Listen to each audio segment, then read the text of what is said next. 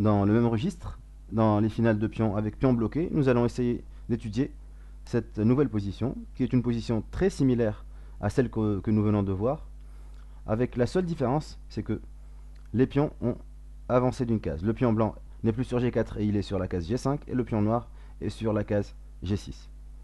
Donc les rois sont disposés en E4 pour les blancs et F7 pour les noirs.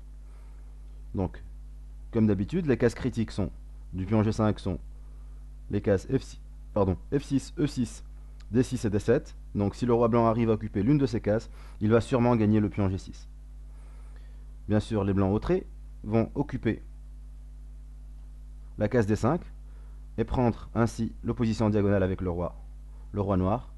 Donc il va jouer roi E7, essayant de défendre les 4 cases critiques, mais cette manœuvre de défense est vaine puisque les blancs prennent l'opposition en jouant roi E5 et le roi noir se doit de quitter la place pour laisser place au roi blanc, et le roi blanc pénètre comme on peut le voir, roi F6, roi G7, une autre manœuvre avec roi E7, roi G8, forçant le roi sur la case G8, et on fait roi F6, roi H7, encore une dernière manœuvre pour gagner le pion, et là